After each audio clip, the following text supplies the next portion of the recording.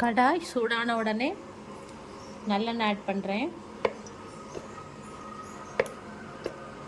எண்ணெய் சூடான உடனே கடுகு போடுவோம். கடுகு வெடித்த உடனே சீரகம்,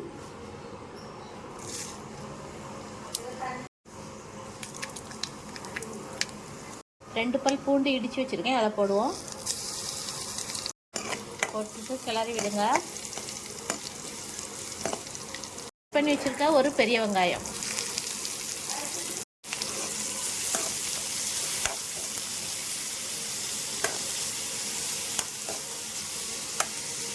வெங்காயம் கொஞ்சம் வதங்கட்டு. முருங்கைக்கீரை நான் உருவி நல்லா கழுவி எடுத்து வச்சுருக்கேன். இப்போ இதை ஆட் பண்ணுவோம்.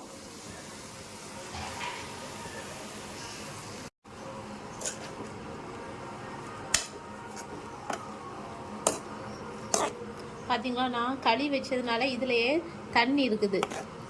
முருங்கைக்கீரை வேகிறதுக்கு போதுமான தண்ணி இருக்குது. அதனால் நம்ம வந்து எக்ஸ்ட்ரா தண்ணி ஆட் பண்ண தேவையில்லை. உப்பு, மஞ்சள்,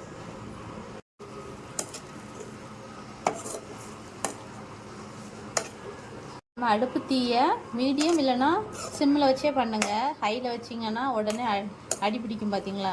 அதனால் ஒரு 2 மினிட்ஸ்க்கு ஒருக்கா அந்த மாதிரி கிண்டி விடுங்க. இன்னும் கொஞ்சம் வேகட்டும். இப்போ பாருங்கள், இதில் உள்ள தண்ணிலாம் போயிடுச்சு.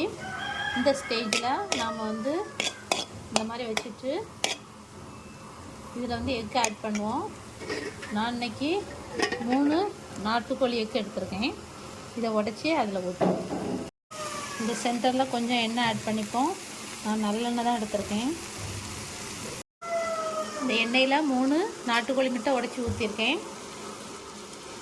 இதில் கொஞ்சமாக பெப்பர், மிளகுத்தூள் ஆட் பண்ணுவோம். பாருங்க, இப்போ இந்த முட்டையை மட்டும் வேக வைப்போம். நான் அடுப்பு சிம்மில் தான் வச்சுருக்கேன். இன்னும் ஹையில் வச்சுச்சுன்னா உடனே அடி பிடிக்கும். முட்டை கொஞ்சம் பாதி வெந்த உடனே நம்ம வந்து கீரை முட்டை எல்லாத்தையும் சேர்த்து கிளறி விடுவோம். சரியா?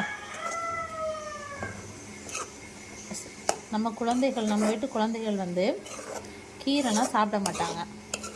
அப்போது நாம் வந்து கொஞ்சமாக கீரை எடுத்துட்டு அது கூட இந்த மாதிரி எக்கு சேர்த்து கொடுத்தோம்னா அவங்க வந்து எக்கு நிறையாவும் கீரை கம்மியாகவும் கொடுத்தோம்னா சாப்பிடுவாங்க. டேஸ்ட்டாகவும் இருக்கும்.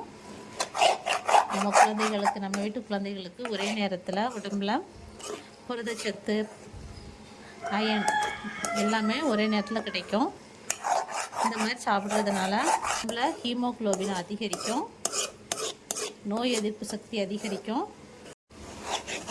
தீயை சிம்மில் வச்சுட்டே பண்ணுங்கள். கொஞ்சம் கலரி விட்டுட்டு ஒரு 2 மினிட்ஸ் மூடி வைங்க. பாருங்கள், இப்போ நான் ஒரு 3 மினிட்ஸ் மூடி வச்சுட்டு ஓப்பன் பண்ணியிருக்கேன்.